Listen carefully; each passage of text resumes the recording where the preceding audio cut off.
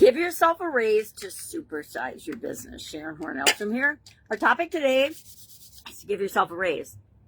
I want to add, but only if you know with 100% certainty that you deserve it. If you haven't had a raise since you started growing and building and supersizing your business, it's definitely time.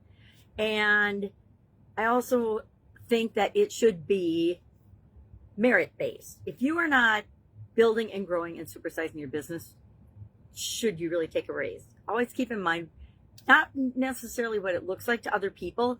I think it's important that we pay ourselves first in our business. We talked about that the other day. But I also know that sometimes there's periods when we're growing and building that we reinvest everything back into the business. I've done that with several different businesses where I didn't take a salary. I certainly didn't take a raise because the stronghold was to build, and the intent was to build a strong foundation and get the business going and growing. Now, I did have owner's equity, right? We always have equity. So when we go to sell our business, we can cash in then.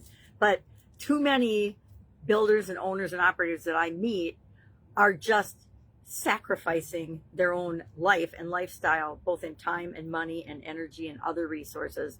And that is not why we're building our own business. That's not why we're supersizing our business.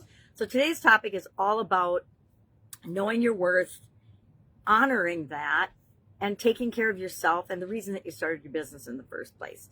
But again, it needs to be performance-based. If your company's struggling and failing, you need to figure that out first before you can take a salary, before you can, I have so many stories and so many horror stories about how different people in different businesses do different things in different industries that it's kind of mind-boggling. But today, let's just focus on you and your business.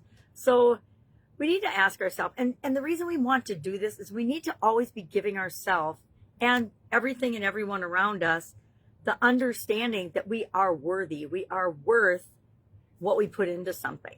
If you pour your heart and soul into your business, you deserve to be compensated for that. If you pour your heart and soul, and there's a universal law: what you give, what you put into something, is what you get out of it. Now, keep in mind, it isn't necessarily what you put into this exact thing or this exact person or this exact relationship that you get exactly what you want out of it. It's a bigger picture than that. So today, we're going to ask ourselves, is it time? Do we deserve a raise? Do we deserve more compensation? And if so, how are we going to make that happen going forward? If you don't have the cash flow certain periods of the business, then you're probably not going to pull that off, right? Not without causing more problems. Again, we can be the biggest bottleneck in our business's growth and development. We also want to talk about today, so put in the comments below, when's the last time you got a raise, or what position you're in right now. Maybe you are not intentionally taking any resources out of the business, right? Maybe you're like I was. I had my corporate job that was what paid the bills and caused me to be able to put food on the table and raise my kids. And my businesses were pretty much 100% reinvesting back into the business, which for me personally allowed me to buy my partner out and have the business all to myself when I finally decided it was time to leave corporate America. So today we're going to talk about also our SOAP framework. I almost forgot in Supersize You Annual Challenge, but I remembered at the last minute. We're on step 3, A for action. Now I picked growing my school community and specifically monetizing my school community as the where I am versus where I want to be. And then yesterday I brainstormed 10 options. I only did 10 because I had a busy day of possible ways to begin filling that gap. And I came up with 10, and I'm going to share with you the longest running problem solving decision making alternative analysis tool I've used in my life, which means I've been using this for at least 60 years because my dad taught it to my sisters and I when we were little girls. And that is the infamous plus or minus strategy, that tool. What we do is, what's the decision I need to make? And then we just write down all the reasons for that decision or all the reasons against it, the positives and negatives, the pros, the cons, whatever you want to call it. It's all the same tool. But this is the fastest, easiest way to choose among alternatives, especially when alternatives are different, when they cost different things, when they require different amounts of our time, energy, and effort.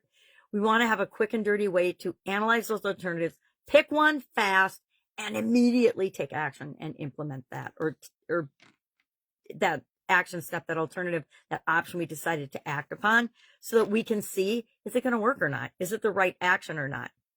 We never know in advance, right? I've got a lot of situations that seem similar, and I'll take a similar action that I did in the past and it'll have no impact.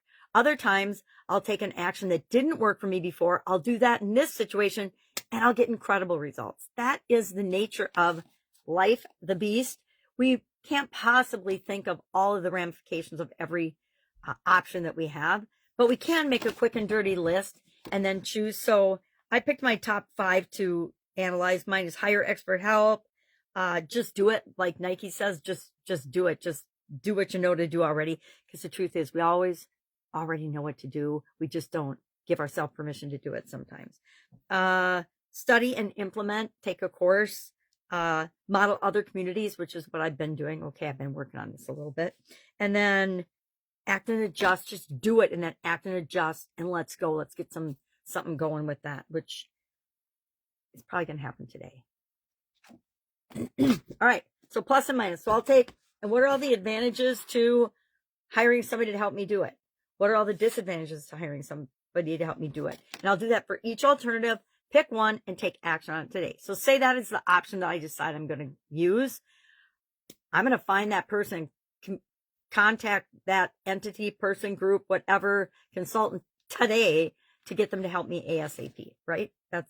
I learned from Tony Robbins and a lot of other gurus. Never leave the scene of a decision without taking some action toward that decision. So if I get an inkling to call my mom, I call my mom. I don't wait well, I wouldn't call her now because it's too early in the morning, but you understand what I mean. I write it on my list or on my hand, call mom, and I do that. I actually called my mom yesterday. I'm going to go see her next week. All right.